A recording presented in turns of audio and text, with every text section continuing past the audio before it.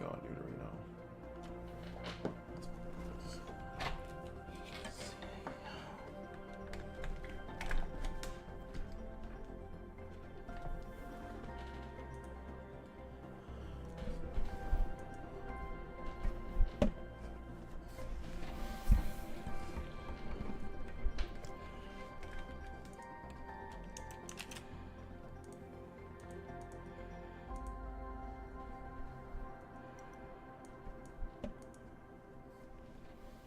Alright, on today's agenda, let's find it.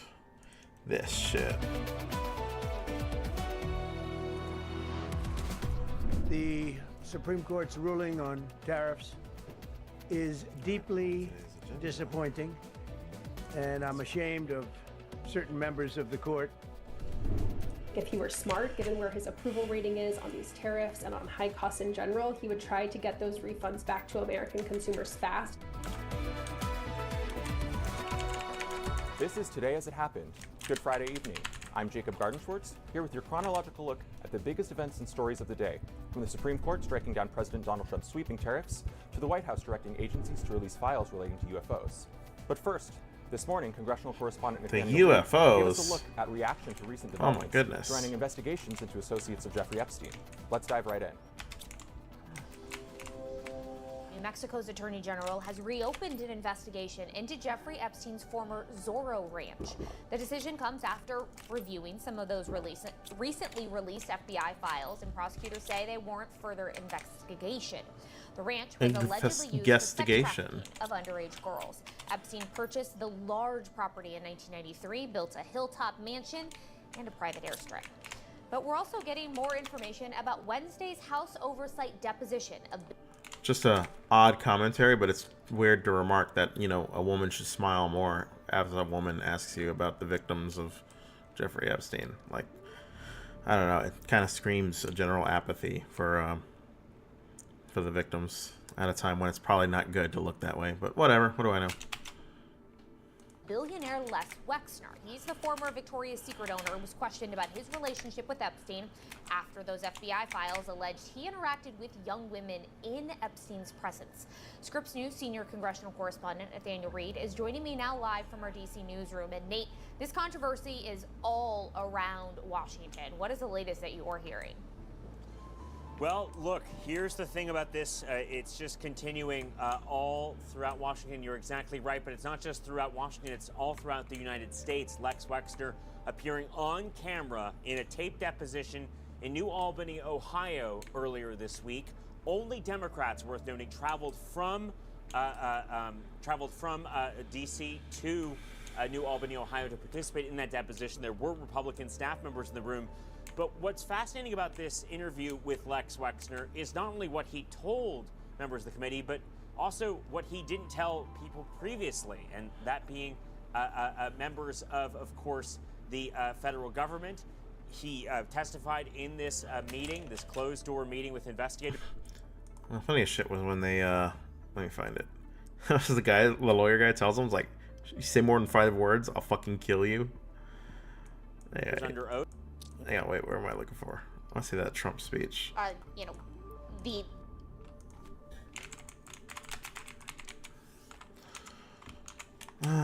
a fucking weirdo we gotta deal with. What a show we get. Disappointing. And I'm ashamed of certain members of the court. He's ashamed. Absolutely ashamed for not having the courage to do what's right for our country. I'd like to thank and congratulate Justices Thomas, Alito, and Kavanaugh for their strength and wisdom and love of our country, which is right now very proud of those justices. When you read the dissenting opinions, there's no way that anyone can argue against them. There's no way. Just for those in the know, the dissenting opinion from Kavanaugh can essentially be summed up as, yeah, sure, he stole your money, but it's too hard to fix, so, you know, fuck it. Foreign countries that have been ripping us off for years are ecstatic. They're so happy. And they're dancing in the streets, but they won't be dancing for long. That I can assure you. but tariffs can still be saved if Mike Pence has the courage. There's a funny recompense for Mike Pence, I wonder, these days. If he's just, I wonder if like he has like any level of regret over the way, like, it's like, man, maybe I should have fucked off with this guy. Like, I don't know, but karma. The Democrats on the court are thrilled, but they will automatically vote no. They're an automatic no, just like in Congress. They're an automatic no. They're against anything that makes America strong, healthy, and great again. They also are a...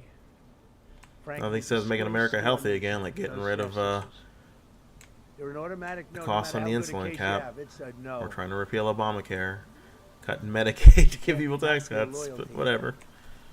It's one thing you can do with some of our people. Others think they're being politically correct, which has happened before far too often with certain members of this court, and it's happened so often with this court. What a shame. Having to do with voting in particular. What a shame. When in fact they're just being fools and lapdogs for the rhinos and the radical left Democrats, and not just this insane level of factionalism. Just imagine if Obama spoke like this. To our Constitution. It's my opinion that the court has been swayed by foreign interests and a political movement that is by foreign interests. We can't trust our Supreme Court. They're foreigners. Movement. I won by millions of votes. We won in a landslide. With all the cheating that went on, there was a lot of it. Democrats should run in the midterms on the idea that Donald Trump stole from you and he owes you a refund and he's not going to give it. Like, we should basically be arguing, like, this reason alone is reason to impeach him. Like, you don't need to run on impeachment. You can just run on the reason, but it's an impeachable reason. Like, that's an attack ad that writes itself. Donald Trump's tariffs were illegal. He taxed you illegally. He was taxing you without representation. It was taxation without representation, and for that reason, he owes you a refund.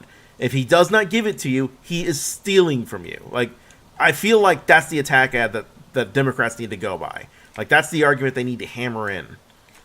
So don't necessarily argue for impeachment, but argue for just argue the issue. Like, well, there's so many issues we could just win the arguments on.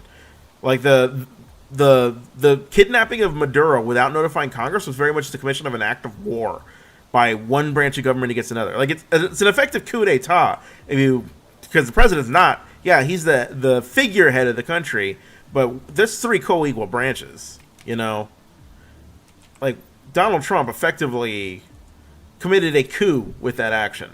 An act of war in violation of Article 1, Section 8 of the Constitution without any say-so or notification to Congress. Like, oil executives were informed before that happened. Like, the attack ads write themselves, I think, but whatever. We still won in a landslide. Too big to rig. Too big to rig! But these people are obnoxious. They cheated, but we won because it's too big. We got our way. I'm so popular, they couldn't cheat me. They don't want to do the right thing. They're afraid of it. When we lose, it was rigged. When we win, it was too big to rig. More as a symbol of economic national security. I feel like that would kill me. I should not experiment with that, should I? Just for our country itself, so important.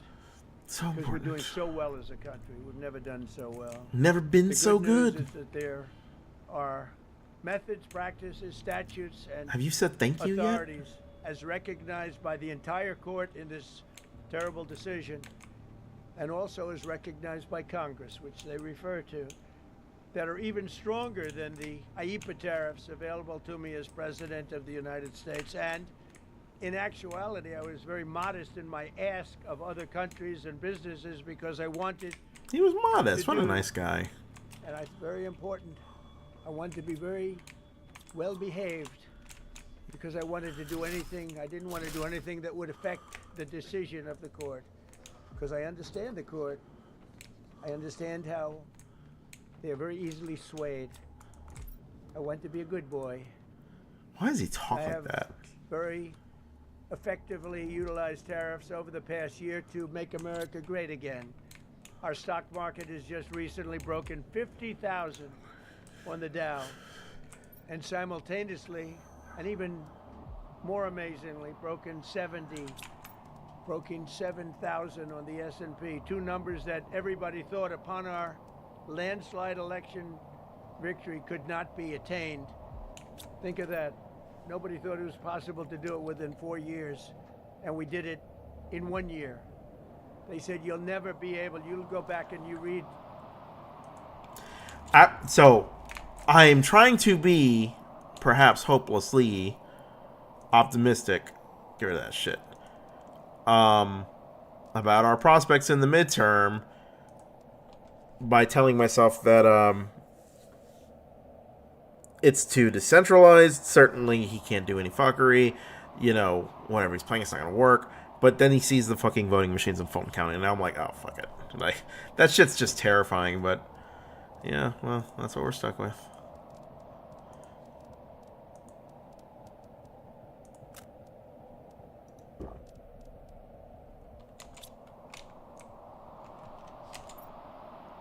The geniuses read their statements. All of the Nobel Prize winners in economics, they said, no, you couldn't do it in 4 years. Well, we didn't do it in 4 years. We did it in 1 year. We broke every record in the book, and we're continuing to do so.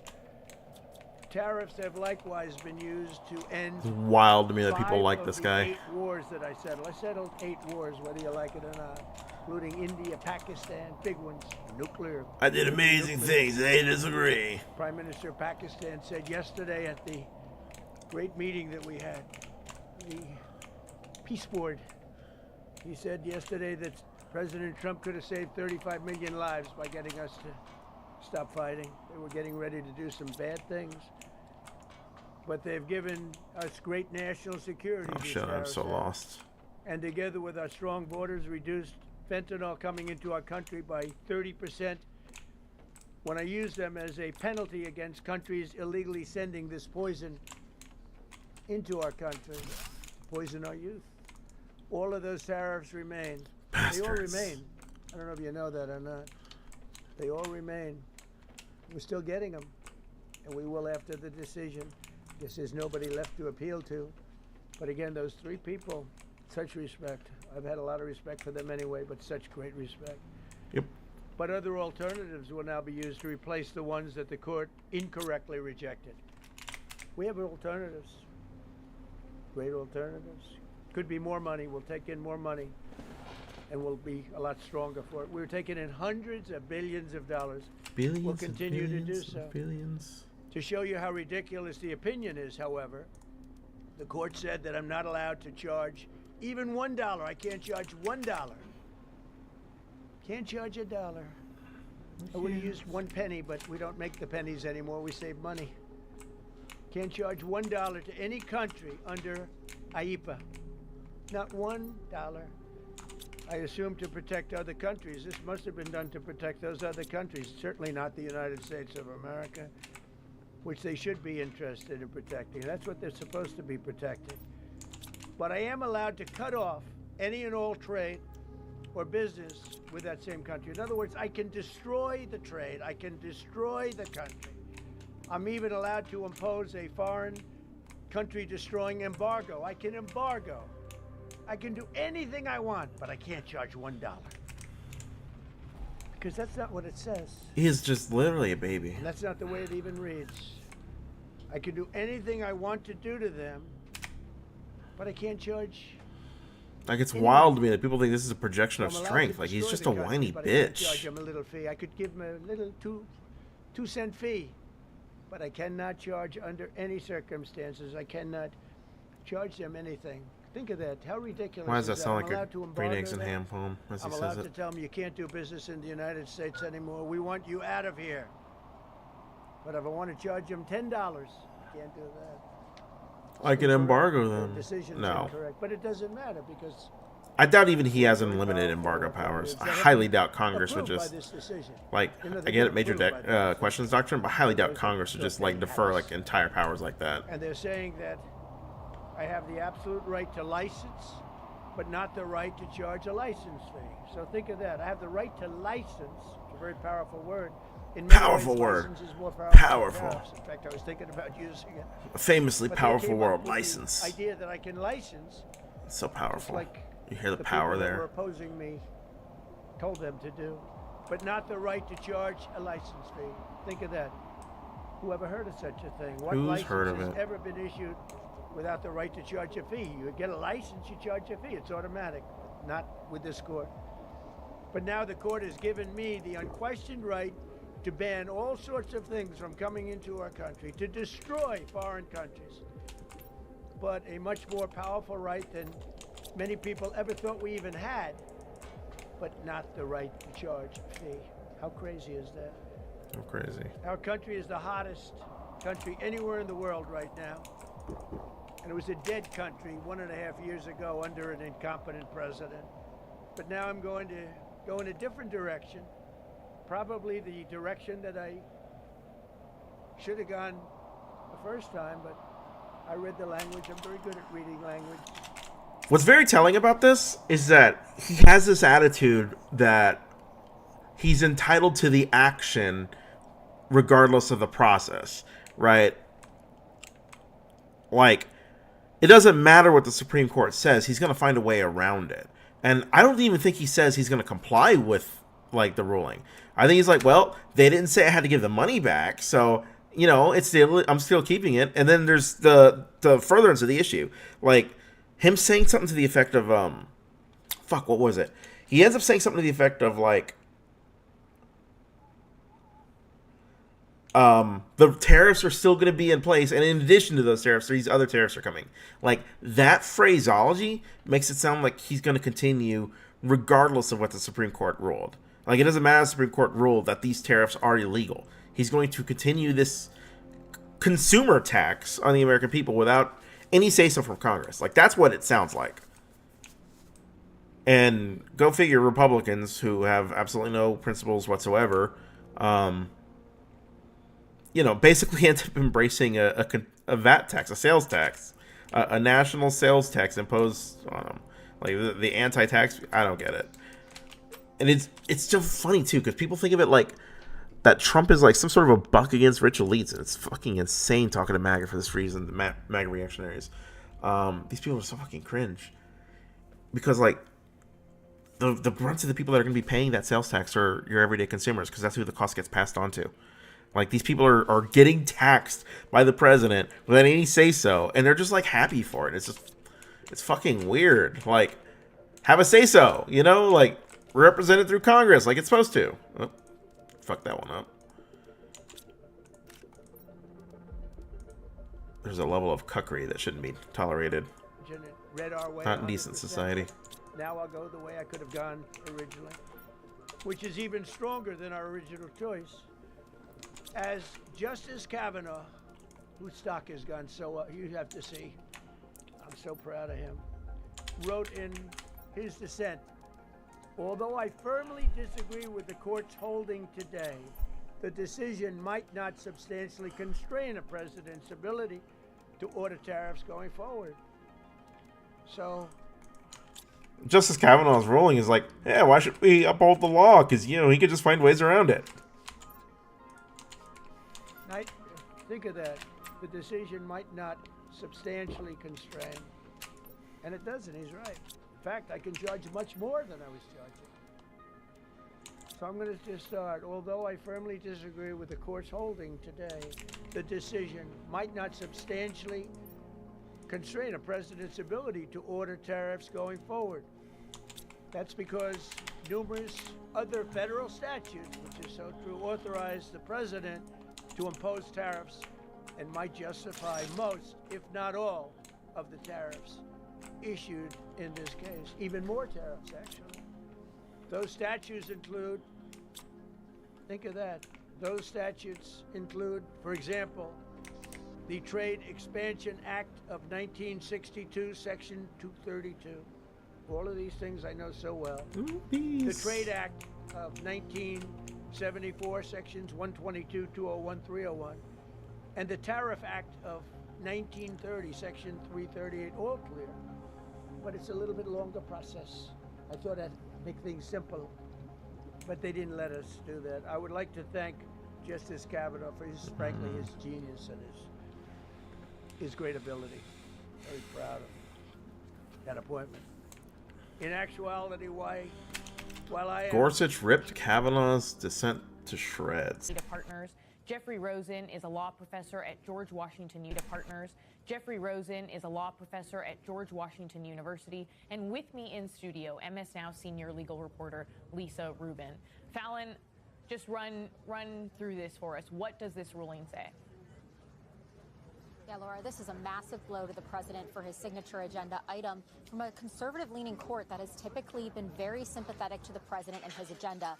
In this ruling, this Supreme Court has found that IEEPA, that law that the president used to enact 5 categories of his sweeping tariffs, is unconstitutional for tariffs. That is, that the Congress has not given the president this authority to use that law, IEEPA, to invoke tariffs. And I want to read very briefly from Justice Roberts' majority opinion. He writes, IEEPA's grant of authority to, quote, regulate importation falls short.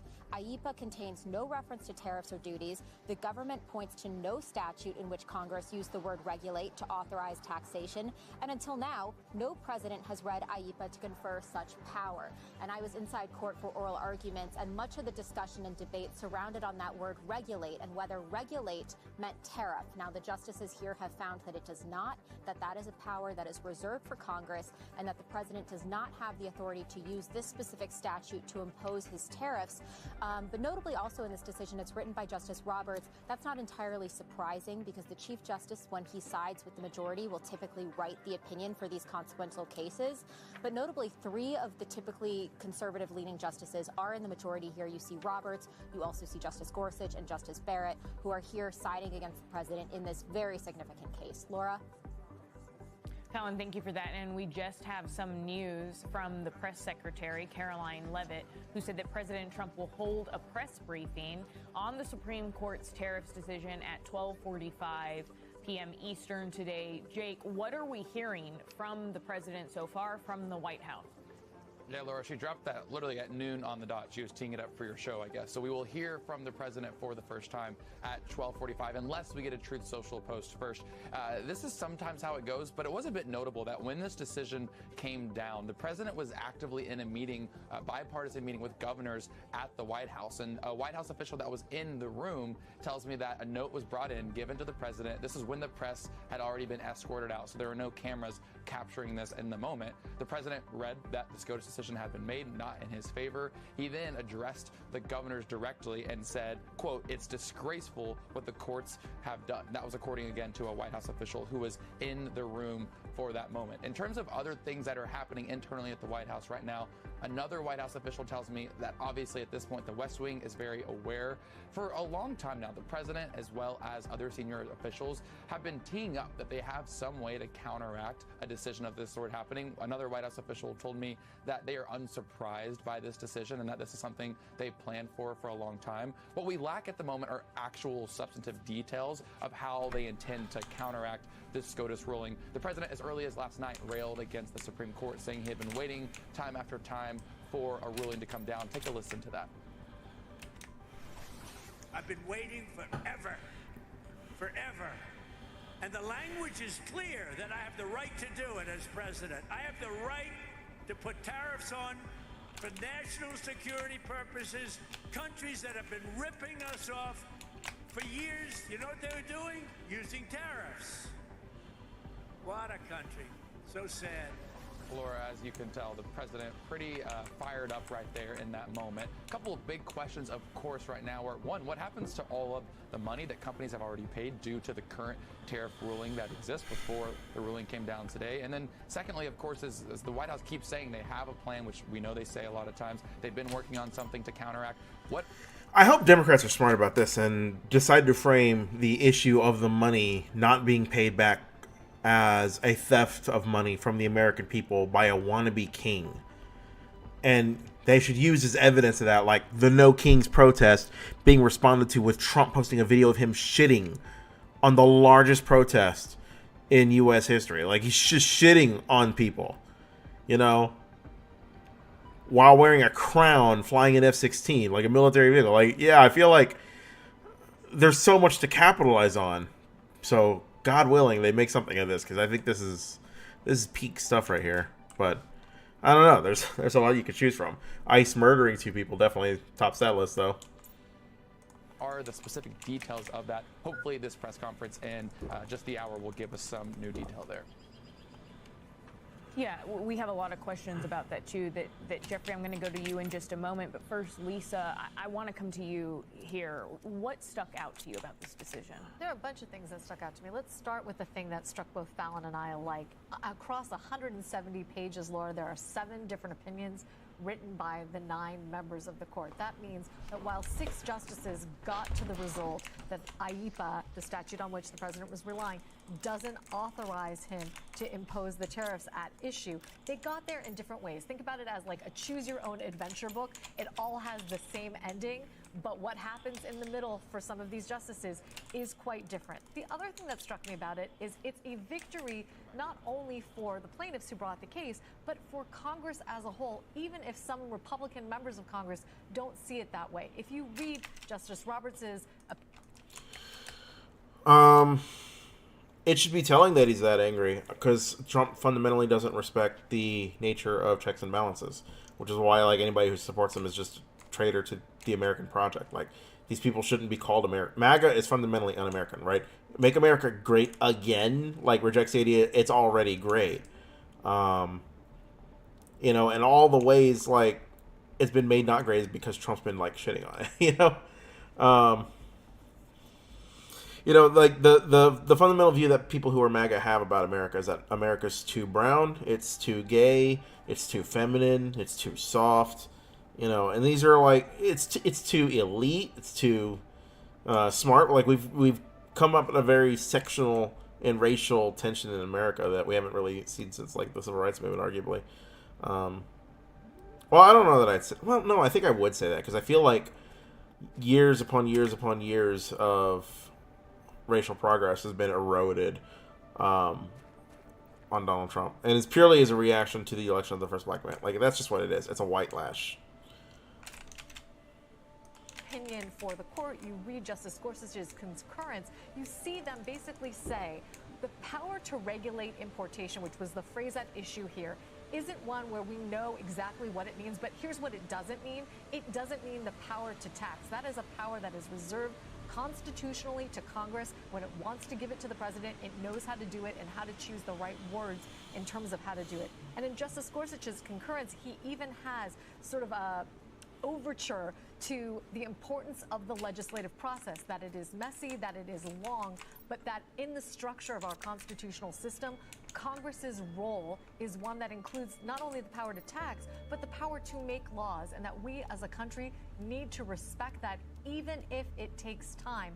There is a value in that. So I see this court really vindicating Congress here, even at a time where Congress isn't doing much legislating on its own. Laura. Right, we saw Congress push back here and there on specific tariffs that the president imposed, but the justices were saying essentially that if Congress wanted to expressly give this power to the president, they would have said so explicitly. And just so for the folks at home, when we say IEEPA, we're talking about the International Emergency Economic Powers Act, which was passed in the 1970s. But Jeffrey, on what happens next, those questions that Jake laid out, what does happen now?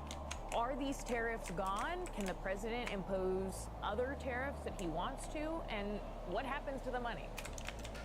Well, that's the president is clearly asserting authority to assert more tariffs than he wants to.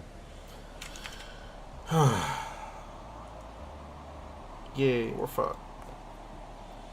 It's fun that he's mad about it, I suppose. I just wish I'd, I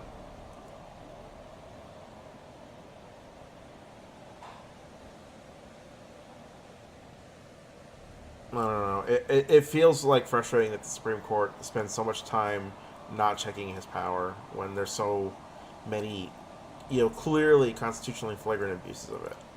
Like mass detention. Like, the Supreme Court is just... They're going to basically allow a Korematsu ruling for our generation. And that's what I'm looking forward to. Non-fraud, capitalism, econ debate, tariff debate. Okay. I totally effing agree. If we're running on a harm reduction narrative in 2028, we have failed somewhere. We're on the tariff We want thing. to build Okay, wait. an I wonder if exciting, Donald Trump will talk right now. forward-looking message that can turn out not only our base, but Americans who have been struggling. We need to have something that is not just us unified to our opposition of Donald Trump. For the past decade, we have been defined by our opposition to Trump, and we need something more exciting. So I agree. We should not run on a harm reduction narrative in 2028.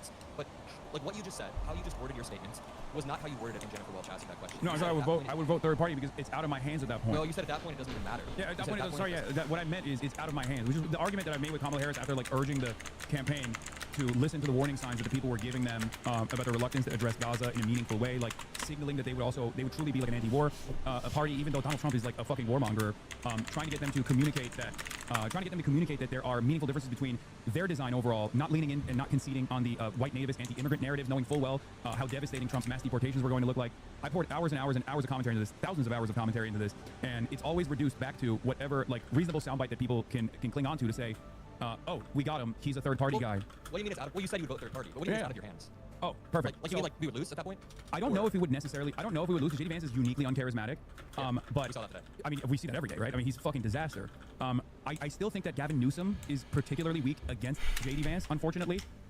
So I don't know. I feel like it would still be a toss-up at that point, partially because while J.D. Vance is not capable of holding the Trump coalition together, I don't even worry about J.D. Vance as much necessarily. I don't really worry about Marco Rubio. I worry about Tucker Carlson. I think Tucker Carlson has he's the real torch carrier of the MAGA movement. I don't even know if Donald Trump recognizes that yet or admits that personally, but I think it's there.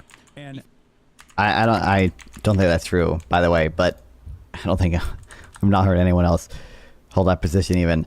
But again, I think everyone should just adopt the expected value framing, okay?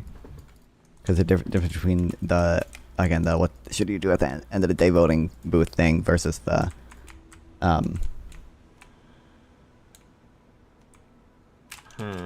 right, well, if it don't happen, it don't happen.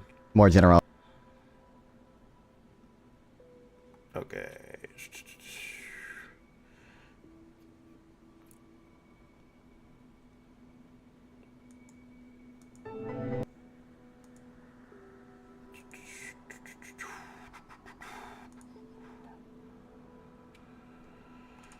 Do you acknowledge that, for instance, Trump lost the 2020 election? No, he didn't lose. Okay, so we're talking about relitigation. Okay. Right? I mean, like, you guys.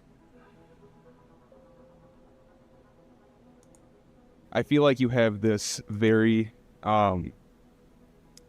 opinionated, polarized view of, I'd say, the extreme right.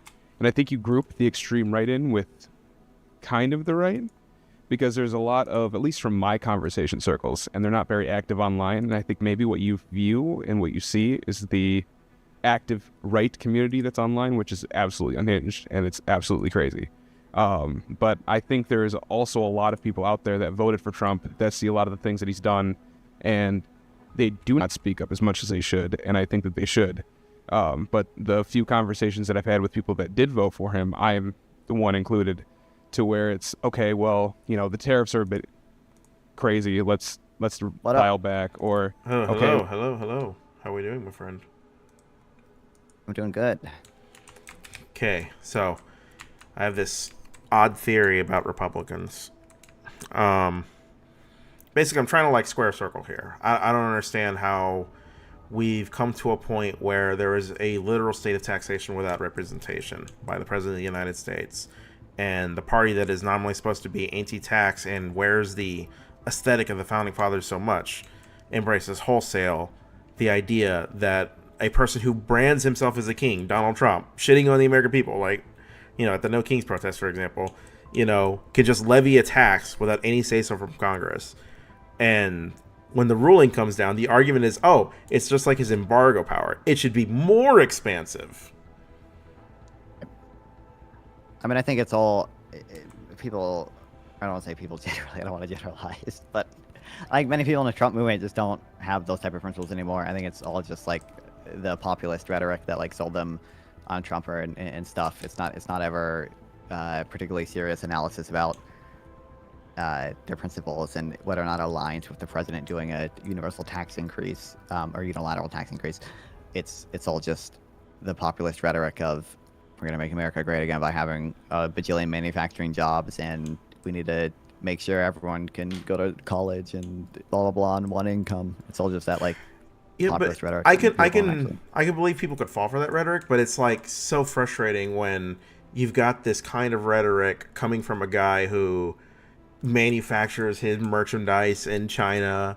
You know, this guy who cuts Medicaid so he can give tax cuts to the rich. Like, this is like the anti, like, you know, it's like, oh, the rich have too much power in this country, and this guy is literally, you know, like, he's just ostentatiously rich, like to a point that it's like obnoxious and unseemly, you know, basically just nakedly stealing from the American people. I mean, yeah, MAGA doesn't always lay into they lay into like a different type of like anti-elite populism. Like they're anti like deep state, anti-Jew, like anti-bureaucratic, and yeah, that's a part of it now too, unfortunately. But yeah, they lay into that stuff. They don't lay into the anti just like billionaire populist stuff as much. Man, I'm not sure. Like, here's a question: can a democracy survive if, let's say, 20% of the population is devoted to its destruction? I mean, it in principle, yeah. I think you know, there's a reason we have higher bars for like constitutional amendments and stuff. It's because and like certain bills need 2/3 of the Senate or whatever to agree on. It's because we want to make sure there's checks for doing crazy shit, that it can't just be 51% or an even smaller segment of people controlling that much shit. But it's hard, and I don't know. I think the issue with the current 20% of people who are like diehard Trump supporters or whatever, I think it's more broadly just the like unitary executive theory stuff, and that we might like technically still be able to be a democracy as conventionally defined with almost fully unitary executive, or I don't know. I don't know how to phrase it. An executive that now has the powers of the full scope of unitary executive theory, but we'd be a weaker democracy, and I definitely think that is something. Well, they're deliberately engineering a weaker democracy is kind of the problem we're having, right? Like, sure, yeah. They want a unitary executive, not on the principle that a unitary executive is, a preferable form of government. They want it so that they can centralize power in the Republican Party. And so they're institutionally engineering outcomes to that effect, right? When Donald Trump loses an election, it's a rigged election. When Donald Trump wins an election, it's too big to rig. They're literally having it both ways. They don't actually have a theory of mind, and neither does Donald Trump. It's a coup d'etat. In effect, I think the Republican Party has been essentially waging an institutional coup on the government, like to assert centralized party control on them. Yeah. And like I'm not disagreeing with that or anything. I don't think you think I am, but no, I don't. I'm just saying, like, that is like from the 20% of the population, or how many ever people like are kind of diehard MAGA supporters or whatever. I think that is what we're gonna get to. It's less likely that we're gonna get to just like the end of democracy. Like, even if this stuff continues, it's just gonna be it's gonna be a weaker democracy. It's gonna be a much more powerful executive branch, but it's still gonna be, I think, at least in principle, possible. Where do you see this movement going in 10 years? Like, do you think they're gonna go away? Not necessarily. I guess, I think it'll probably be weaker without Trump, but... Well, maybe, but that doesn't mean it... Like, it doesn't mean they're not going to have successes in the future. Like, I don't think Trump necessarily equals success, right? And... I agree. Like, a broader problem is, like, can we survive this chipping away at democracy over time? Like, they will be very sustained in their assault against our institutions. Yeah, and, I mean... I think, like I said, we're going to get to a weaker democracy. I think it's more likely that the things they're going to primarily chip away at is the sort of independence of the bureaucracy and the independent agencies we have, rather than like just straight up the end of democracy itself. Yeah, well, I feel like the destruction of the independence of those agencies is how you engineer the end of democracy. That you get a Justice Department that has an enemies list. I think it makes it easier for sure. I'm just not sure you could do it to a big enough capacity for me to say that we would like literally just that alone would end democracy. And then I would imagine after Trump or whatever, the movement gets weak enough that you're not going to see any like super crazy shit. What do you think is going to be the outcome of Donald Trump not paying back the tariff money? Like, there's got to be like I don't think- political penalties for it, right?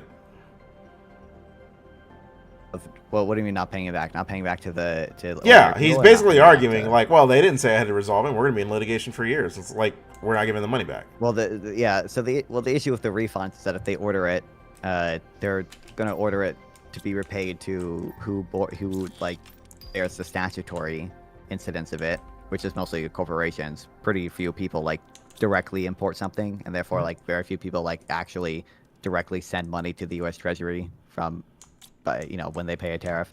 It's mostly companies who send the money to the Treasury, and then they pass most of that cost on to consumers. So if we get the refund, which is probably more likely than not that we're going to get the refund, but it'll mostly be corporations who actually sent the money to the Treasury. So either way, I don't think it's going to affect people that much. It's not going to be super salient.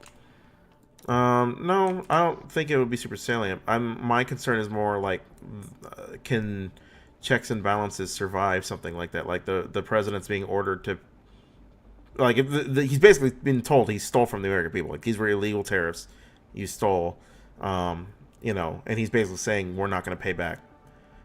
Like it seems like it's a violation of the court order. Like, I'm sure that itself is going to be litigated, but it would seem weird to me that the Supreme Court would say these taxes were illegal and you get to keep the money. Go you. Yeah, I mean, yeah, I think it's more likely than not that we'll get a refund. I just don't think it's going to have that big of political effects either way because of who the money would actually go to. Yeah. How do you think we're going to do in the midterms? Probably pretty well. It's like I could see things going not like great if there was like some like high profile like illegal immigrant murdered someone and all these Democrats are saying abolish ICE or something. But I think even with that, yeah, where do you stand on that? Like, I have a hard time trusting ICE as an institution anymore. Like, I'm not sure it can survive as an institution after this. Yeah, I think at least in principle, I probably support like getting rid of ICE and just transferring any responsibility they have to either Customs and Border Patrol or some other agency in the DHS. Bring back the INS? What was wrong with the INS? Oh, wait, 9/11. I don't know. I really don't know why we did so much stuff with the DHS after 2001 or whatever. But we're worried about some holes in the system. Yeah, but it seems like we have... God, could you imagine how fucked we'd be, though, if Donald Trump was president on 9/11? Like, them concentration camps would, like, triple in size. Don't you know he was on the ground. He was helping so many people there. He saw all the Muslims cheering, good yeah. president. You know what Biden would have done? I bet Biden was in his cozy office, not helping the people. He was up there throwing the paper towels. It's like, I got you. Absolutely. But I think in principle, I would support abolishing it. I don't know for sure if rhetorically it's the best thing to do. I think it's probably not horrible, but... Yeah, but I mean, we can be subversive. It's probably a good way to do it, but I do think it's risky. I think a problem we have is we let Republicans define the scope of the debate way too much. Like, every time we do talk about abolishing ICE, we should just play the shooting of Renee Good over and over again. Like, milk that for what it's worth. Which sounds like awful, but, like, let's recognize the world we're living in. Like, it's Lincoln Riley's and Renee Good's now. Yeah. Which is kind of a sad state of affairs. I would imagine you would hold a view to or whatever, but I think a lot of the issue with that stuff is just the media environment, and I don't know how to fix a lot of that stuff. Well, ultimately corporation, and this is the sad thing, I think ultimately this fix for this is having strong corporations. Like, strong institutions that can counter Republican shitfuckery like this on the federal level. Mm-hmm. Devoting their money to an actual cause. Which You're crazy. Well, I believe some of that and stuff, and it's nice to have like some ability for like even like corporate lobbying insofar as like they try to stop any of the insane shit with like the Federal Reserve stuff, or and I do think there's a chance that Trump reacted to like the bond market on certain things with regards to tariff and with regards to his Federal Reserve picks and stuff and how far he's willing to go with Fed independence. But like all these billionaires, okay, as much as I will defend my billionaires, all right, they all just like want to take advantage of shit for themselves. Like they all just want like exemptions for their own shit, and they don't want their Yeah, I've competitors to have the noticed same that. thing. And that type of rent seeking is Kind of destroying the country right now. Wait, why are we defending billionaires? It's crazy. Why are we what? Why are we defending billionaires? It's crazy. I'm defending corporations because I think they would be the first line of defense to stand up against things like manipulating the Federal Reserve or like instituting tariffs on the American people without like say so from Congress. So they're an institutional check. Against like very specific money things, though, so that doesn't seem like particularly important, right? Yeah, I think there's competition, but I would argue even on a cultural level, it's valuable. You know, like Target having Pride commercials is good for the country, but now we've like been so kowtowed into like being afraid of gay people and talking about slavery and like all of this stuff, and it just doesn't feel like like bring back the pandering because we're actually like a more progressive society when corporations pander to liberal values. Yeah, but the problem is when that pandering is just shallow, that like the reversion of it is worse than the initial good thing, right? So it was worse for Target to be like, we support trans people, and then be like, oh, okay, there were some threats and people weren't happy. Well, okay, well, fuck that then, just get rid of it. Like, that's worse than if they just didn't do anything at all. I'm not sure I agree with that. I think it brings visibility it to the. They're willing to give in to terrorism, right? Yes, I mean that is an issue, but the issue that you're overlooking is that messaging could be convincing to people who do come away with an interest in the plight of trans people and who do have a form of advocacy because an institution they frequent put it on their radar in a way it never was before. Like that's valuable. But to do that, right, you'd have to have the counter positive message being spun like aggressively of like, trans people are not abusing kids and whatever, right? And they just didn't really show the gumption to want to stand behind that. So instead, you just have like, look, they're making tuck friendly. That would be an odd debate for them to get into. You must admit. Well, yeah. So I don't know. Like they could not have that argument, but like, I don't know. Something needs to do that, or you could just do that. Whatever. Like just have the Target Twitter account just go ape shit or whatever. Who cares? Okay. Or don't and just stay the fuck out of it, because the problem is their critics are unbounded, but they are bounded, and that they ultimately just care about like making money, not some like sincere interest in like the well-being of a minority group. Making money and having a sincere interest can go hand in hand. There's nothing wrong with that in a capitalist society. Like I want there to be a financial interest in improving the well-being of my fellow man. Like that's a good way to You should want. Well, yeah, but you should have the right attitude. I agree. You should want that as well, and you should signal for that. But there being a financial incentive to be. If it costs money to do the right thing, I'd want people incentivized to do that. Yeah, that's what I was saying. Yeah, but like that's the thing, right? Like sure, I don't have a problem with people making money doing the right thing, but like I don't want them to do the bad thing if it also makes them money. And the problem is if the money is the main thing you care about, then that's problematic. Yeah, I think. Well, sure, but it's a reflection of the culture. What's up, non-front? I was gonna say, like, I think part of the point of the quote-unquote defending the corporation billionaires things or whatever, right, is that it's in their interest, even monetarily, to protect things like Fed independence and to get exemptions for their tariffs. And now there are issues with like rent-seeking there, where they seek to like get stuff explicitly for their country that still screws over, or their company that screws over everyone else in the country still. But I think having that there is, at least can be a good thing. Yeah, I mean, I guess the problem is like you can have like Fed independence protected, right? Which I guess is important for some corporations. But like the same judges who like I guess protected that Fed independence, or at least you have like the conservative justices or whatever, who at the same time got rid of the oversight bodies and the independence of the FTC and the SEC, right? Which are going to create like different financial insecurities, just not like the same type and the same degree, but it's the one that lets them, profiteer as opposed to the one that like destabilizes the market.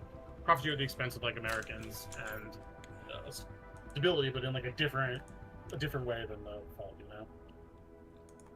I'm just saying, I think So I think like the Fed independence is not just important for corporations. I think it's important like for everyone overall, and it's going to be the same thing with some of the things with tariffs and some. I mean, most corporations are going to be for deregulation and shit. But you know, there are broadly things that I think are kind of pro growth and pro just economic efficiency generally that are in corporations' interest to either protect or try to get changed that are also in everyone's best interest. And therefore, having the billionaires and the evil corporations being able to like lobby the president to some extent is going to produce some pro-growth reforms or some good outcomes, and it's going to serve as some check that the president can't just like do crazy, insane shit. I just With think the regards to the externalities of having billionaires and rich people are worse than the benefits that you're describing, because you're talking about this nominal way in which they increase stability, but like you have them propping up all these like alternatives to like academia and shit, like all the nonprofits and stuff, and like funding news networks and weird freaks like Ben Shapiro and whatever, right? And they just put all their money into these ideological projects, which they can only do because they have the money, because our regulations let them do this shit, and it just pollutes our information ecosystem and makes people's brains fucking rot. And then we end up in this weird fascist hellscape we're currently in. I mean, I think so. If you just don't have them with that power, or you create like a real like government funded like alternative. I should say alternative, but like I think like news should largely be like non-profit, not a for-profit entity, and like funded by the government and like with like perpetual grants that like can't be revoked by the president on a whim. Like, set up these things with like more durability. We probably do need media reform, but how do you get there? I was trying to get the. Well, so first of all, I was just trying to get the broad point across that, like, I'm simply saying, because I think you were misunderstanding a bit, that the position of the billionaires' defense or whatever, in a sense that I was just pointing out, but it's just kind of one of the checks that I think that they can have on the executive or whatever. I do think the sort of net externalities from billionaires are probably positive. I'm not sure how salient the effect is of billionaires on like the more general state of our democracy and on things like whatever super PACs they spend money on. And like there's some evidence you can find, like I mentioned pro-growth reforms or whatever for a reason, because there are papers that you can find, like for example on the state level after Citizens United, like you saw more pro-growth reforms that not only benefited capital but like also benefited labor, and it didn't necessarily even help one party over another. It helped it just increased political turnover overall, like between parties, turnover between parties overall. Like having PACs increase like political turnover, like people getting primaried by money more often or something. It was looking at turnover between parties, and it wasn't specifically about PACs. I think the identification was just like increased political spending generally after Citizens United. I don't think it was like specific to PAC, but I can find that paper.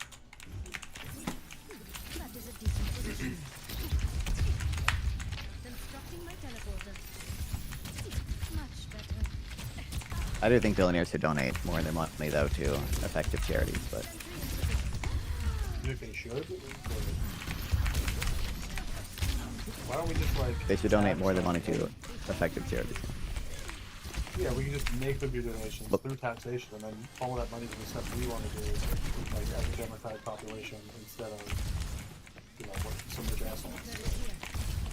Well, so I think that, I'm in favor of that to an extent too. I just think the type of tax is gonna matter a bit there, but like I'm just saying, absent, that might be more optimal. Again, probably depending on the type of tax, but I think it is sort of a personal failing of billionaires that they don't donate more of their money to effective charities. I'm not saying it's necessarily like the optimal position to. All right, gentlemen, I appreciate chatting with you, Non-Fron. Just wanted to catch up for a bit. I'm a bounce. You guys have a good night. Okay. Billionaires are based, okay? Actually, based. Like that the United States is a country which fosters growth that leads to billionaires is something that should be embraced as like a powerful good thing, an advantage our country has. Dude, what is wrong with my ping here?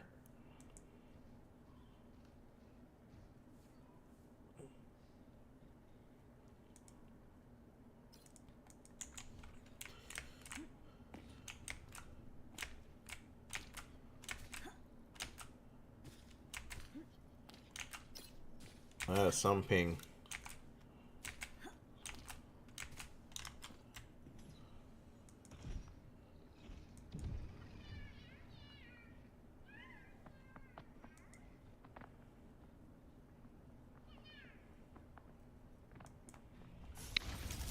Would you like to Overwatch?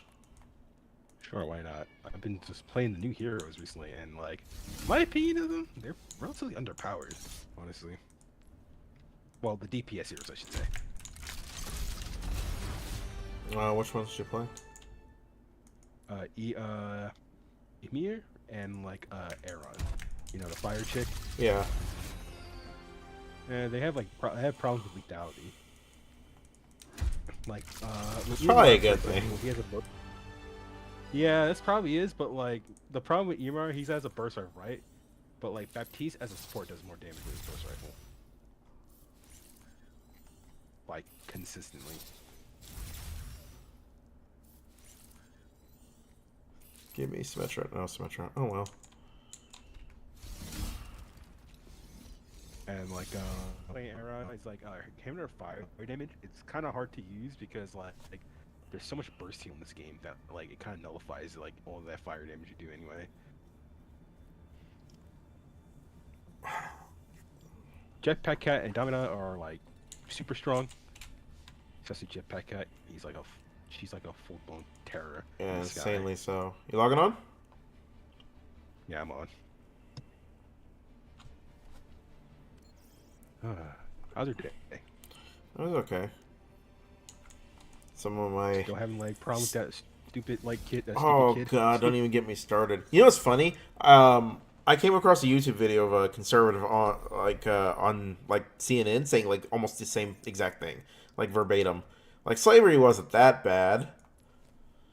You know, it was actually it was fun. They had like a family relationship. You know.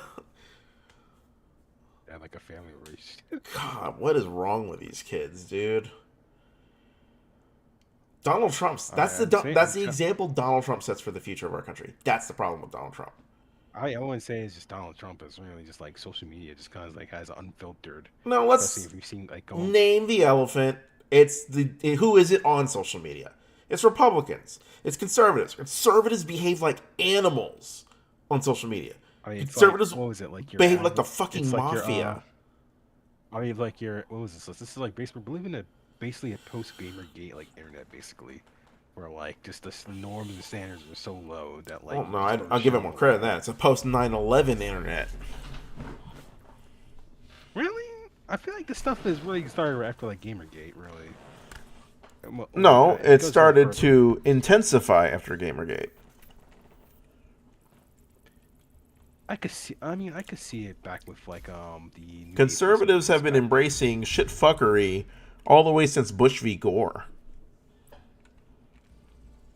Are we just talking about like shit fuckery on the internet, or we're talking about like shit fuckery in general? Both.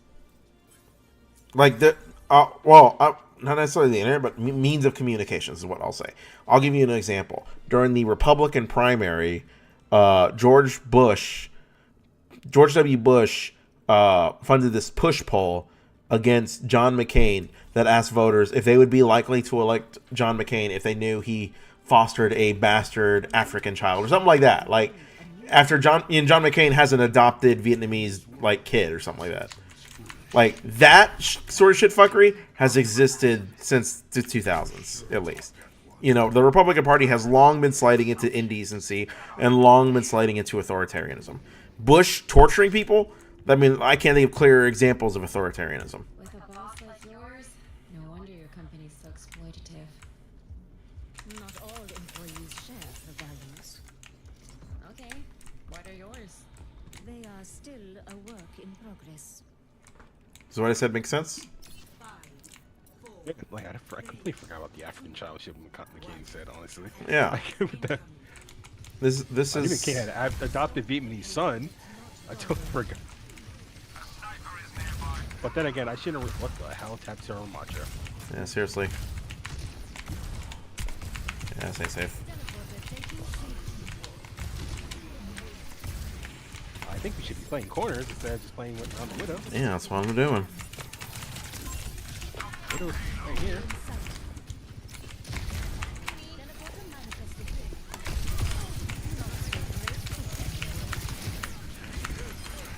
Got you going. You healing me? Thank you, bitch. Bring him to the turrets. Bring him to the turrets. Bring him to the turrets.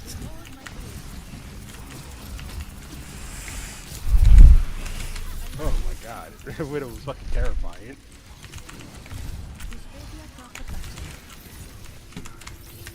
Widow's in the back. Yeah, I'm getting down. Right, all the way in the back. I'm gonna play corners here.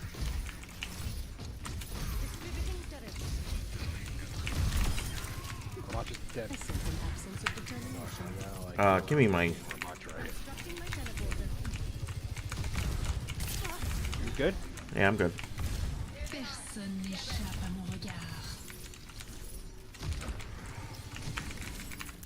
Yeah, I'm like playing around the corners. Yeah, I'm playing. I don't know. I'm using my turret as a shield. I don't know why Zen was peeking like that. Woo! I'm running away from that shit. Yeah, this is getting mucho backo.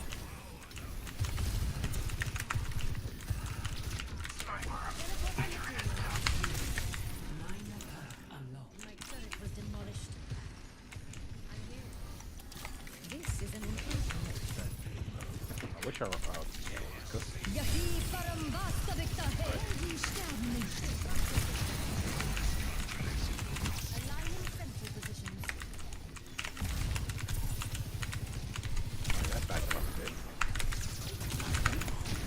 Fuck!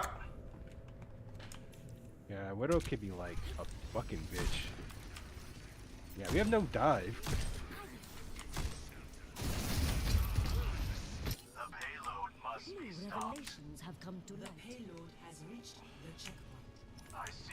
We got this. We got this. Yeah, I prefer people play like Winston, honestly. Oh, let's see how this goes.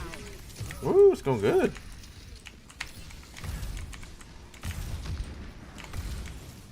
Widow got row 5?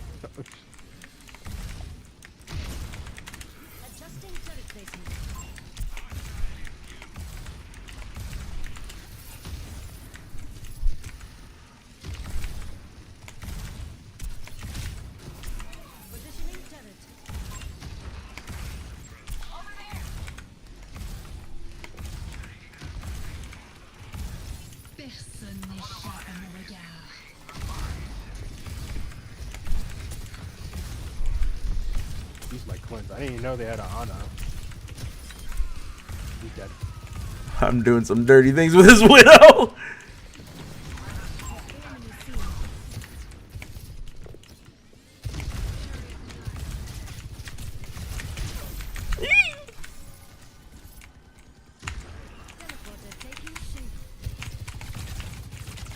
Yeah, nah, fuck that.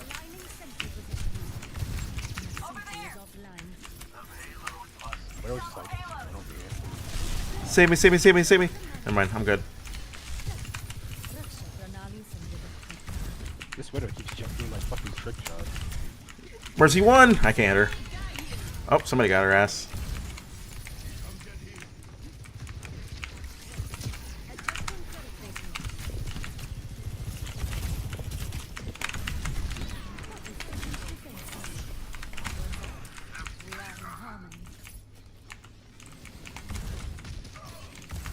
This is like the 8th time this fucking guy.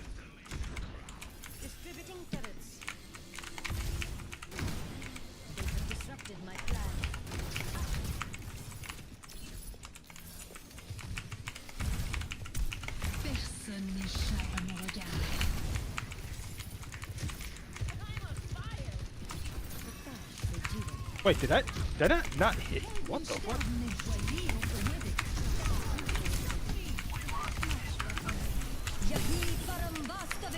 I was like, wait, what the hell? Did I not like?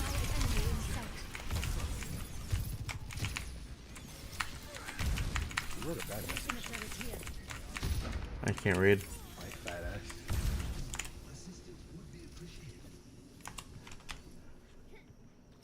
Yeah, this really depends on me just staying alive or not, honestly.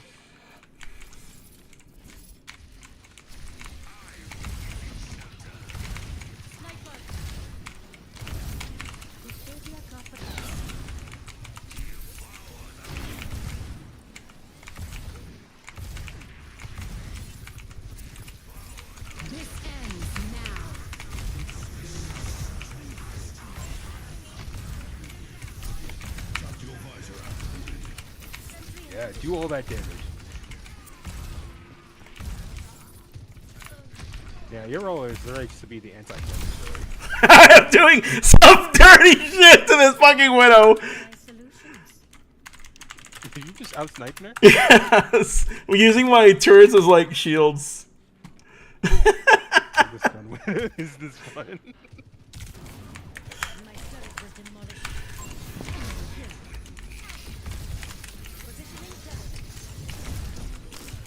Oh, they got the new tank on us. Oh shit. Okay, that means I gotta play a little differently now. Just stay the anti-flanker, make sure no one comes in our back line. Or Sony's doing that, I'm not sure. I hope he does well.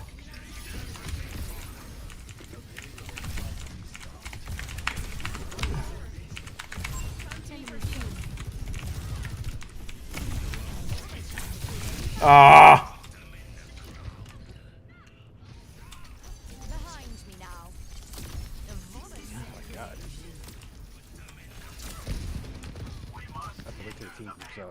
A chance to act on my observations. Behold my creation.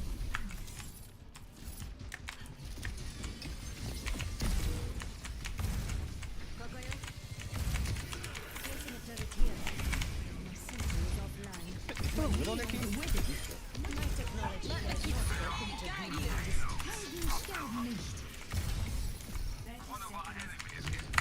Damn it, I don't have any. My season's on a cooldown.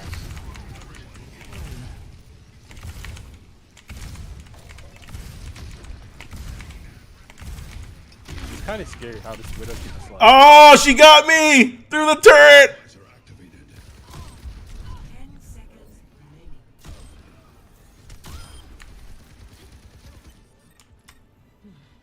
This ends now. Where the hell? I didn't even hear the widow behind us. Oh.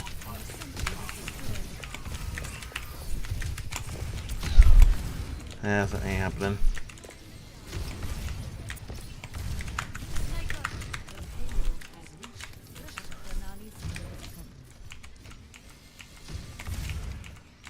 Oh, this widow is so fucking fast.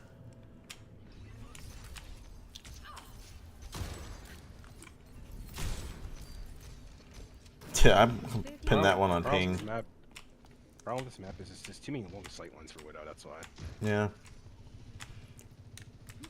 And she's able to take out our Ramatra in like 2 shots, by the way, where we throw.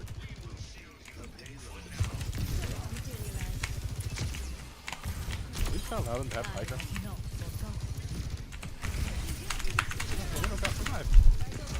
That bitch.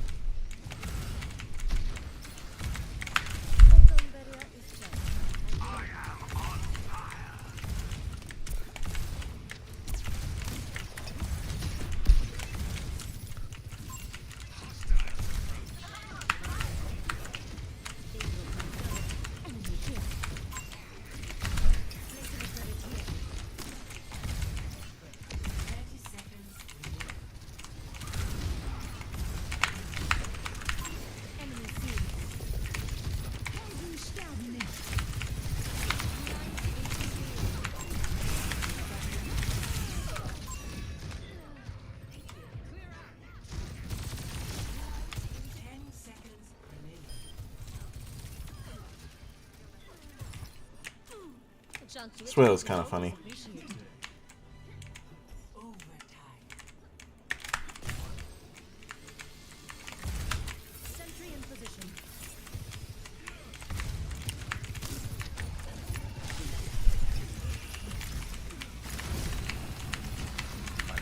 Fucking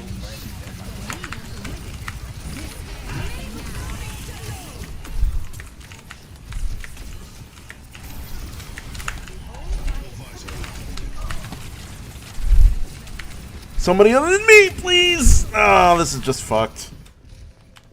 Dude, what's with our tank, though? Our Ram was dead. It's like 2 shots.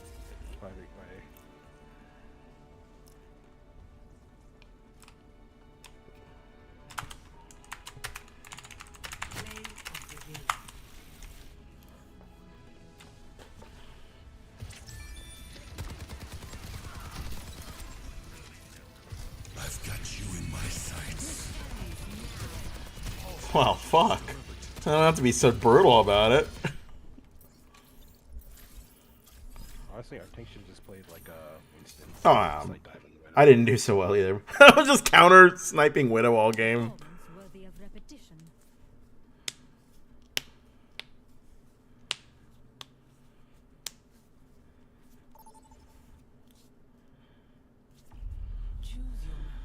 Be patient for the right price, huh? Yeah, sure, Havana, whatever.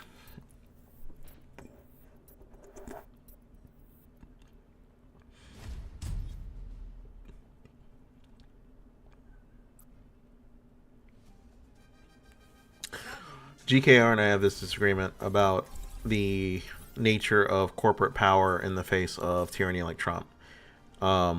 Which he describes it as just like suckling up to billionaires, which is like, yeah, fuck you.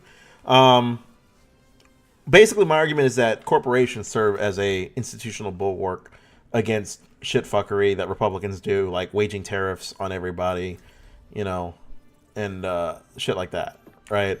Like that by its nature, it being like these coalescing interests means we're aligned with an interest that has a lot of resources, and we should look at that like it's a good thing. Like, we should be campaigning, you know, it's unpopular. We should campaign on fucking corporate rights. Get us that institutional power. You know who was also campaigning corporate rights, by the way? Who? FDR. People tend to forget that. Got him.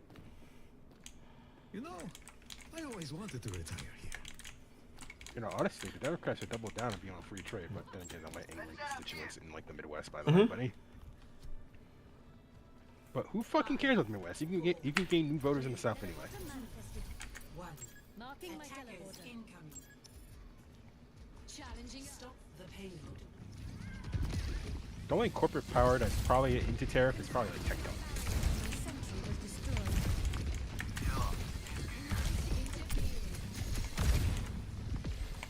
I should go up there.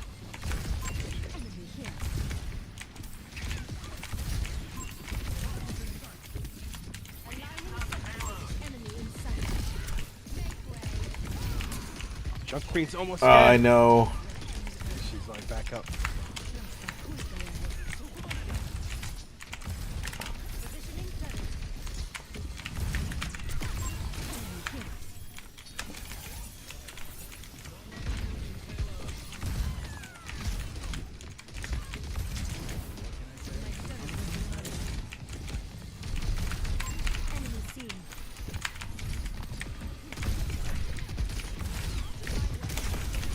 Uh-oh.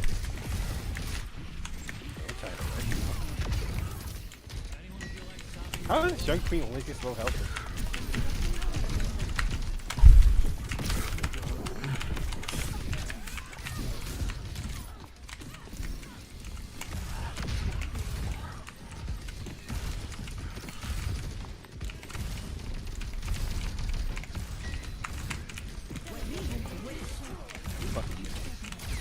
She just gets a burst of fucking healing every fucking time, man. What did they do? These fucking...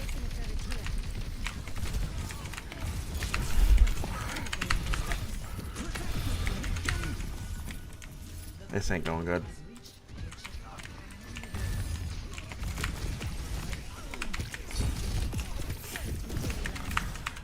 gonna have to back, buddy. Back. Keep backing.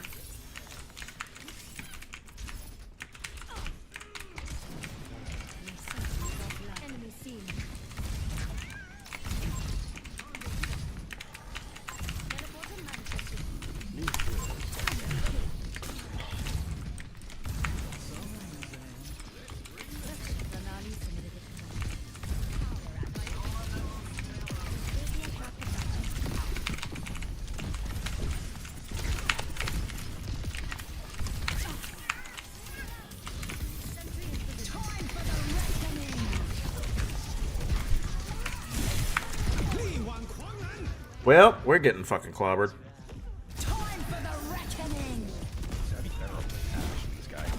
I'm doing shit.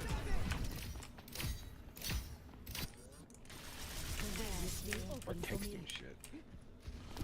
Yes, our tank and no one else.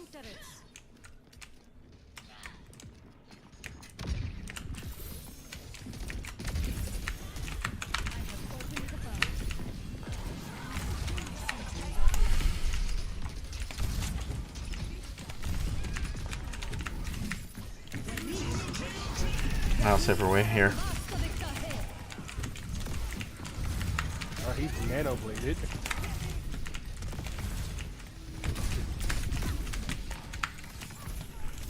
Well, ain't that some shit?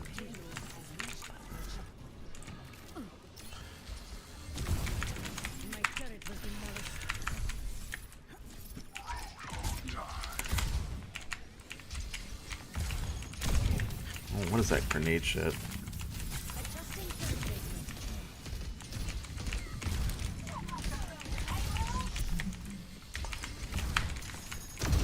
This motherfucker.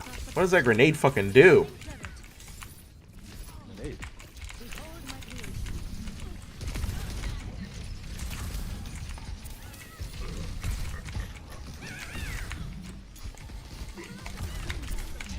How the cat got no one with that?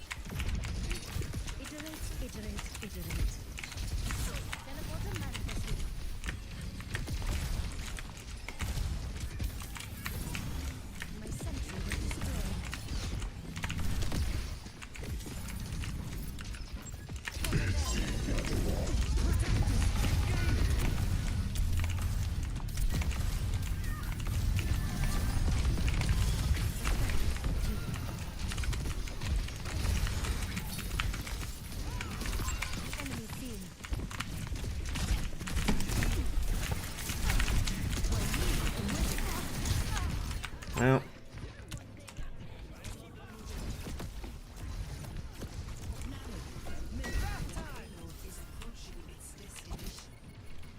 There is always more to learn.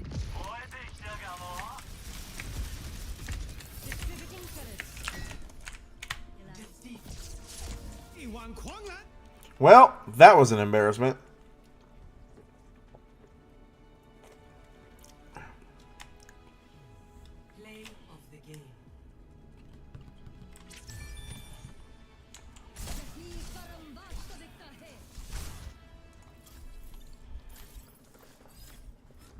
I'll play tank.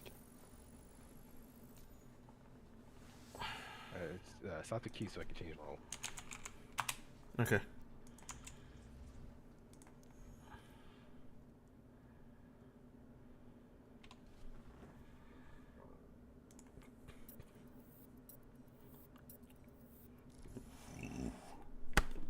Excuse me.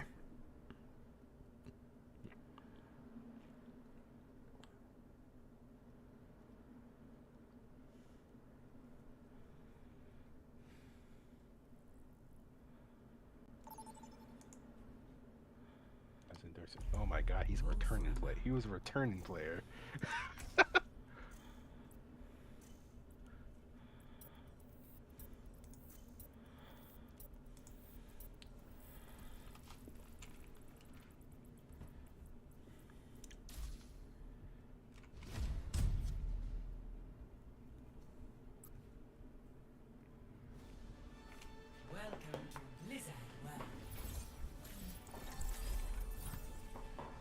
Show you how to play the initiator.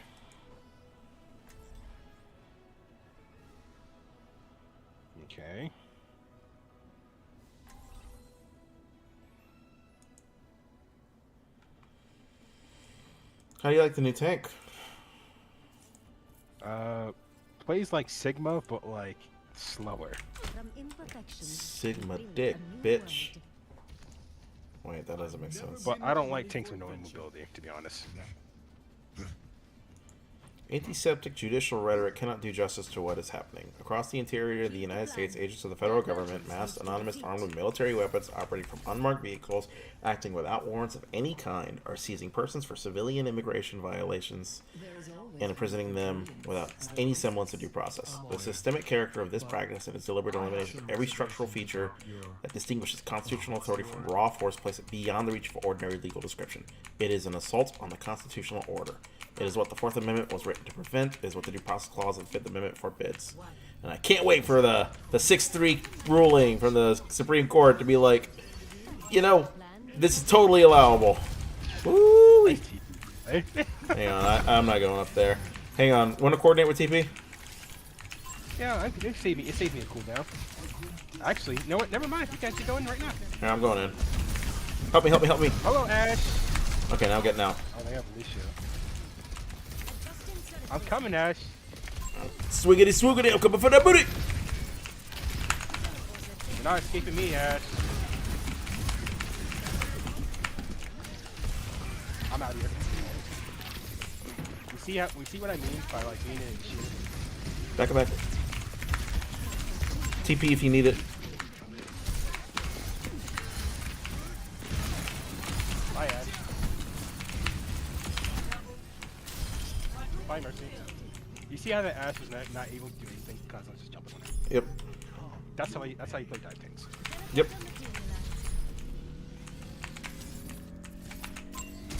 I completely ignore this. I don't even care about that guy. You guys can't sing what I was backline, right? Enemy in sight.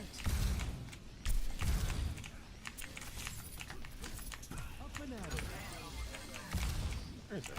Where is it?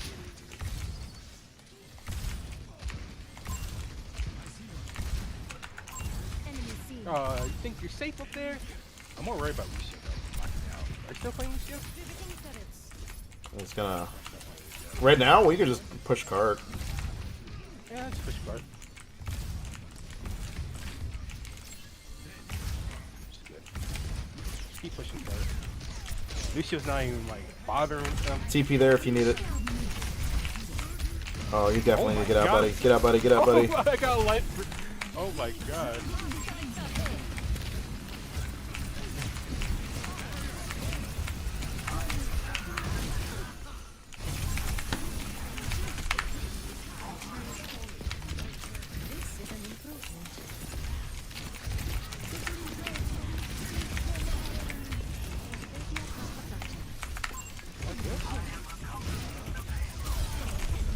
Cook his ass! Hello, Lucio. Save me. I want you. Please save me. Body block for me. So I can get out of here. Okay, there we go. Oh, back in I go.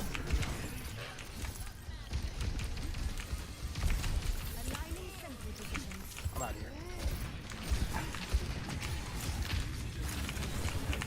Hello, Mercy.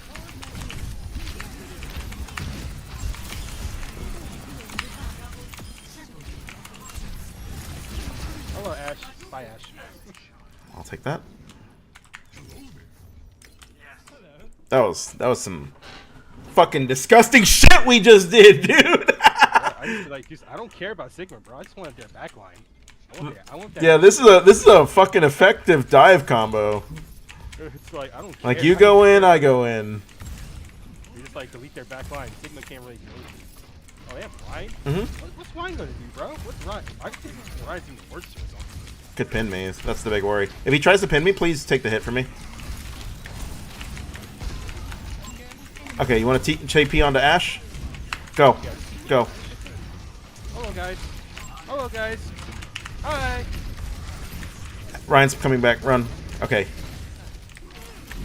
Hello. This is playing Winston, by the way. This is how you play dive. You save me. Woo-wee. This is how you play Winston. Enemy in sight.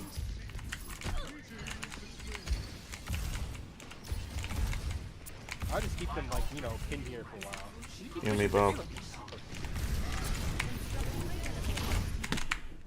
Yeah. What I tell you? Woohoo! That was some gross shit, bro. I was like, playing Reinhardt was probably even worse, honestly. Oh god, watch this. Watch the burn I'm laying down. I toast them like weenies, dude. Going in with you. We call that the distraction attack. I can't do shit.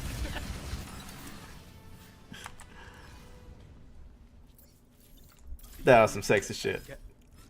You don't need a jetpack, cat. You just gotta get monkey. I was like, I don't even care. Like, dive is probably the most powerful comp in this game.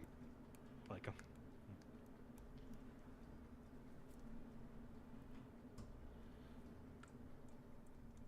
I could just make space by just like ignoring the Sigma entirely.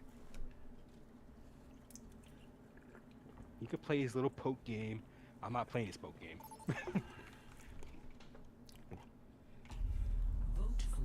I'm a DPS. Good luck with the next tank. We can still do this disgusting shit. I guess I could play Pharah here. What's a hero you got with good mobility? Pharah? Yeah. We could TP and then you can jet from the TP if you want to try that. I don't know how effective it can be, but like having an in with one hero that's more vulnerable as Pharah. That's the problem. That's true, but you're also very vertical and it's very easy to pounce on vertical, you know? For like everybody looking up, they're not looking at you. And you got high explosive damage. Oh, and you got the barrage. Imagine TP barrage. That'd be kind of gross. Actually, I might end kill myself doing that probably. From imperfection, we build a new world. Let's try it when you get it. Let's try it when you get it. It's like it's funny as hell that like fucking Junkrat can't damage himself with his own grenades. But fucking Oh, I think Junkrat should. I think his tire should be a suicide blast as well. It's like Junkrat can't get damage by his own explosive, but Pharah, like, you know, can get some mobility out of it, but she takes a lot of damage from shooting herself with her own rockets. Watch your flanks. They might try something. Hey. Well, hello. 5, 4, 3, 2, 1. Attack commence. Yeah, Reinhardt?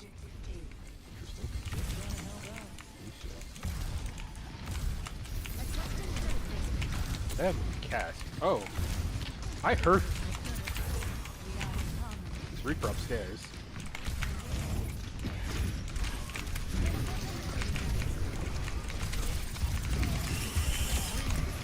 He's dead.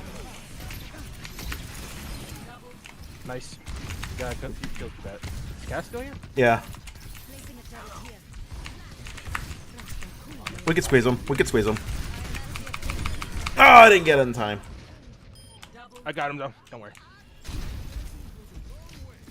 Got the 2-tap. Nope, got the 3-tap. They have their own Pharah now. The way is still open for Oh, of course they do.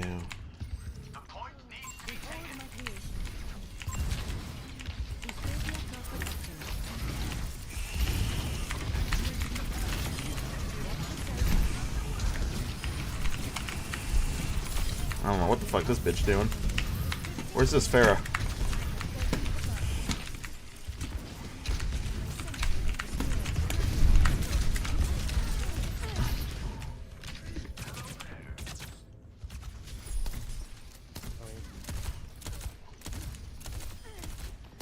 So they countered me, they switched to Pharah themselves. Buddy. That's an interesting choice. I think the Pharah is the counter at me.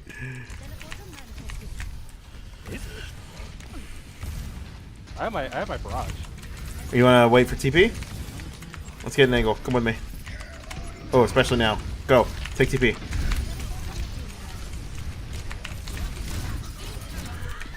Oh, fuck. I got insta counter. I just got killed by the Pharah. I should have just saved it for Reinhardt, honestly, since he was charging it. Oh, where's our tank? Feels like he's sucking dick. He's just not surviving. Again, our two healers are not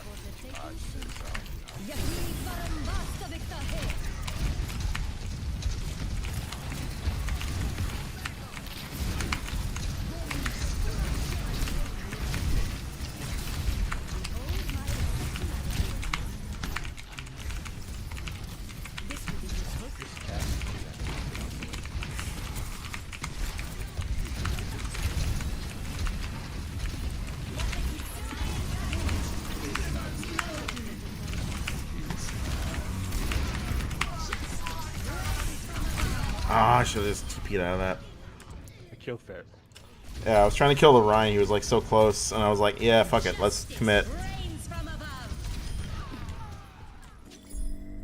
Yeah, we got it. Oh my god. Thank god that Pharaoh ulted, she didn't have the perk to move around. Oh, he's so one. Fucking aim, you'd really be in trouble. We're not even pushing the fucking payloads, bro. Pushing the payloads for pussies.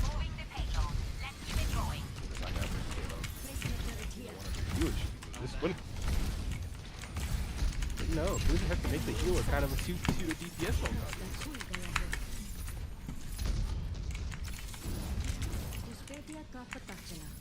Just to make people play healers, so the healer role must be a pseudo DPS role nowadays, right?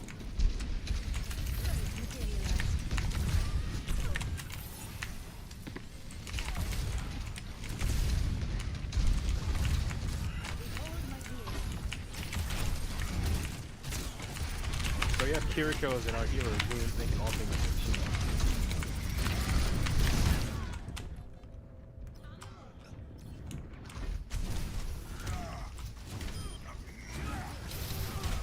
Come and stand for him. There's a Pharaoh up here. I'm dead. Chaos will not be unseated in a day. Yeah. Yeah, but I'm coming up with you. Farrah's getting pincered. Oh, please get her! Oh, she's so one.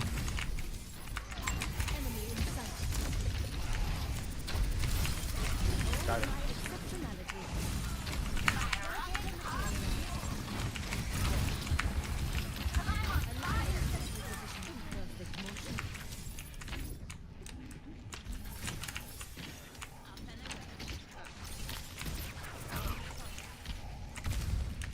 Placing a turret here.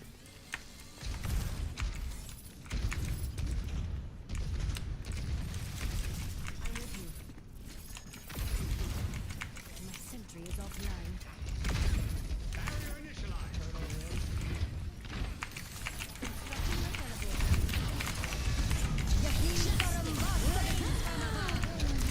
Oh, she's so one. Oh, this bitch! Remember when it was normal in video games to say, wow, you got raped, dude? A chance to iterate is always I might say something about culture. has stopped. We must coordinate a plan. Sentry in position.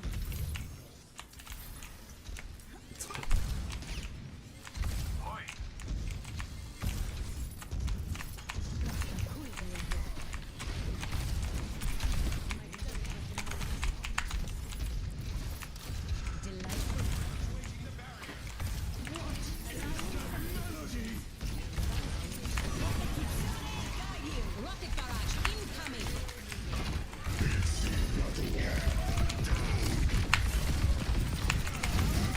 Yep, rip me. God, our team is like always just consistently staggered. Revelations have come to light. Those are like healers, he taking off angles that they shouldn't be doing and just dying because of it.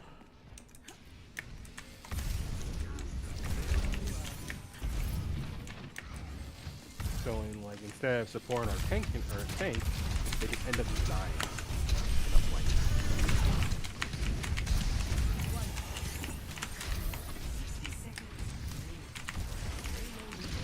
Like, it feels like we're way too pushed up.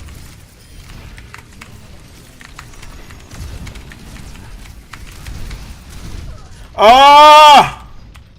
And then I'm the one who pushes up too much.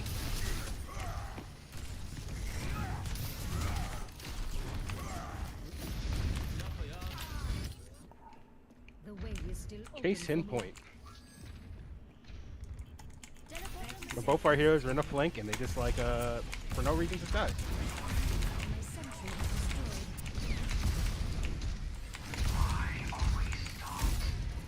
Distributing turrets. Teleporter manifested. He's got slam.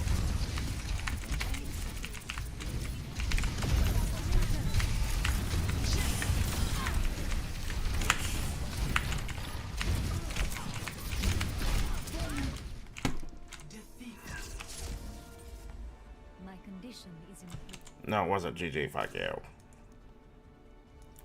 Alright, well. Kinda ate shit there, didn't we?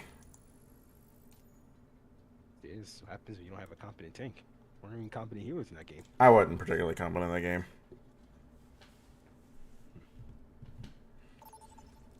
Okay, after this, I'm gonna take a break. Okay. Choose your map. Now I'm a tank again. Well, you know, the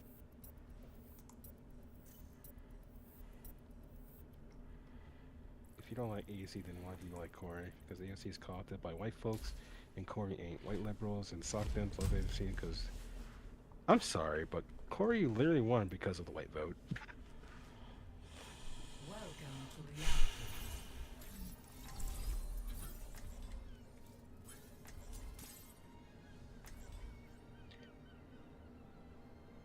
Are we playing on defense Rialto? Really? I like defense. Whatever.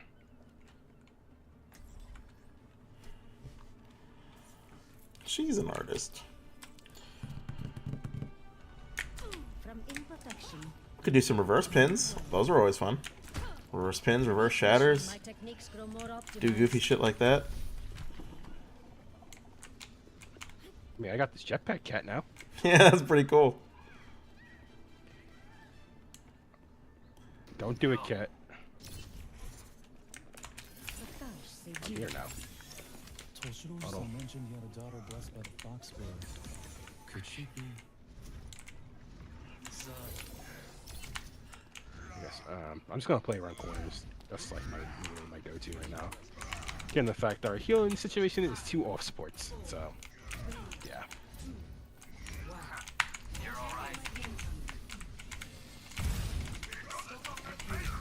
Oh, is Roadhog 2? Do they have Yeah. Widow? No, we have a Widow.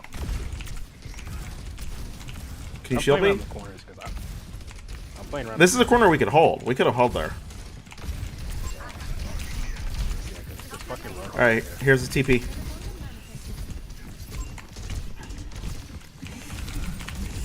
Good shit, good shit. He's gonna get cooked by the turrets. I can't hit him! Can you get him? TP out, TP out, TP out. Oh, there's a guy behind me.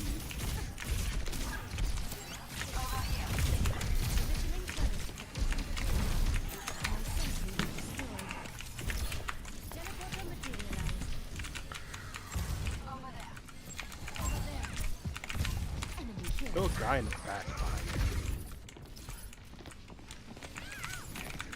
Guy up here, what's up?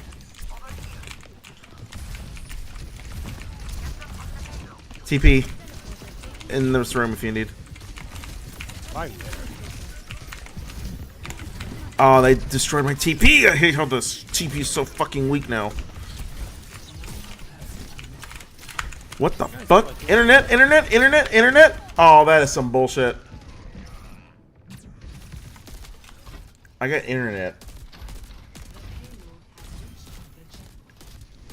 I can't play Ryan in this situation, Chance to honestly. act on my observations. Teleporter materialized.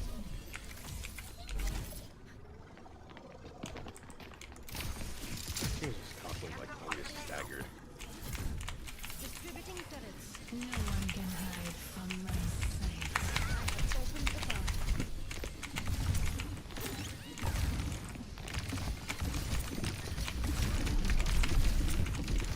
points for, huh?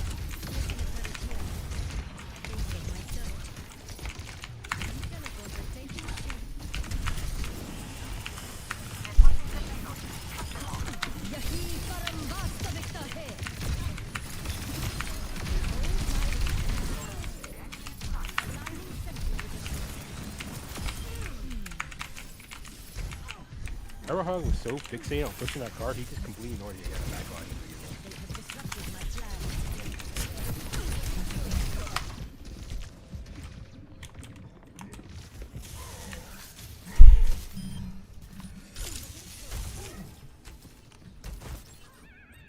There is always more to learn.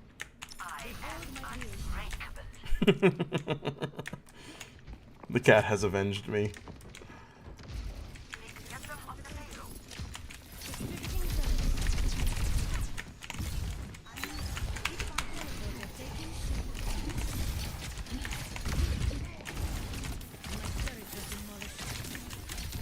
We need to get high ground up here. If you want to push in, I'll give you a TP if you need it. TP at the end.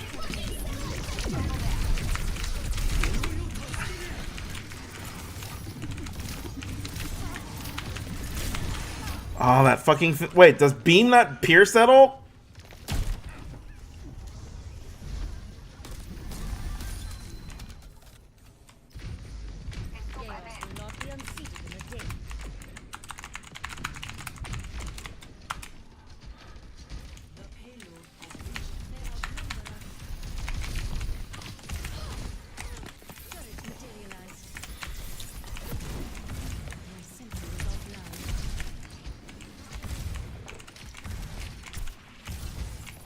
I don't think Widow's done anything.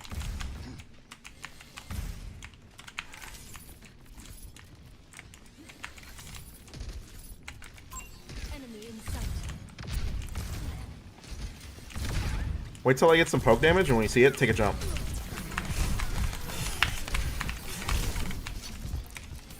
I had to get out. I got beamed by Roadhog there.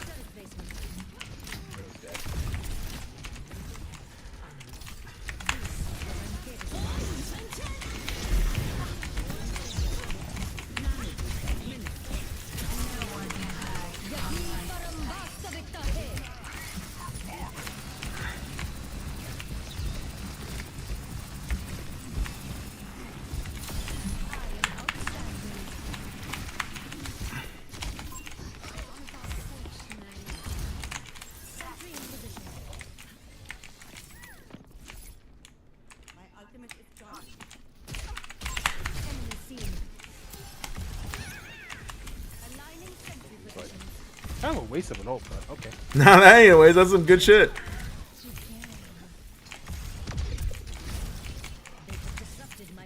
I got shield if you want to jump in.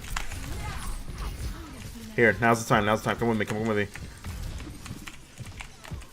Where's Roadhog? Oh. Wow, did they just vanish? Okay, I got them split to the left if you want to push Roadhog. Roadhog's like over here.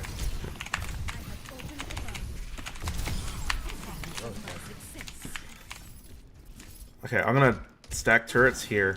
Oh, do you see where that's from? I'm gonna try and triple stack turrets there so we can hold this spot.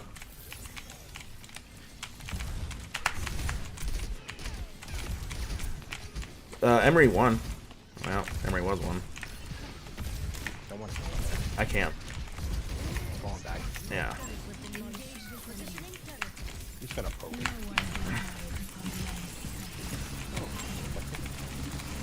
I don't know what he's thinking. He's pushing here.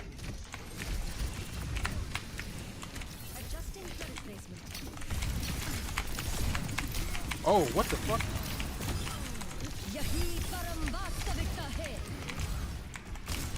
My shield can heal you if you need it. Oh, it does? Nice. Yeah, it's a perk. For some reason, my game like stuttered like crazy, but like we're good. We're good.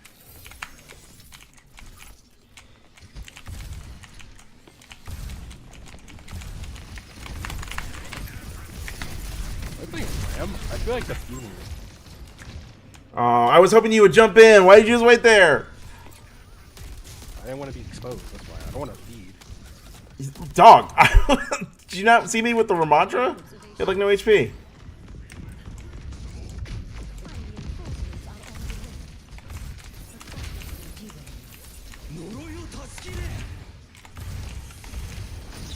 Well, this is fucked.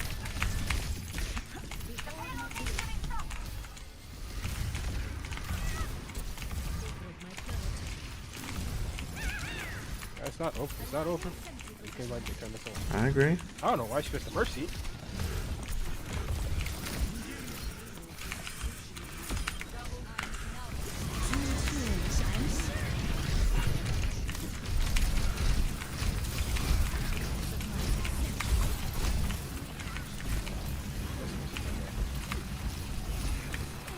Bye. I just gotta stay in the payload.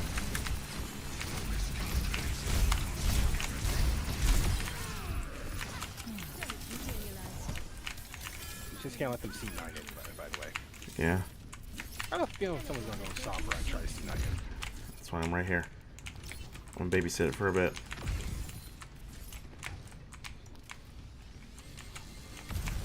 Our Widow really needs to get some picks, bro.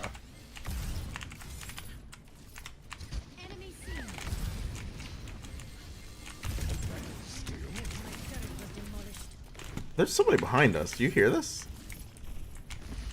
She's underground.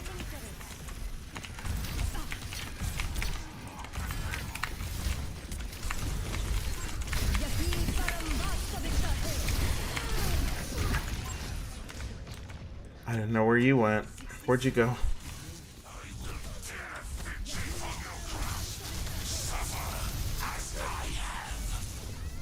Well, shit, buddy. Should have stuck with Reinhardt.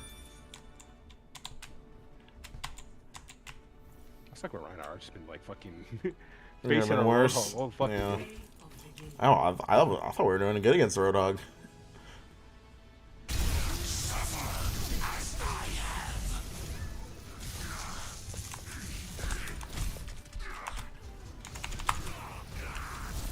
Now, how come we can never have like a widow that's like that was the last one out of the first game, by the way? It's a mystery. All right, buddy. I'll play with you some other time. I'm gonna go get some food and chill. Bye, bye, bud. All right, see you later. Good night.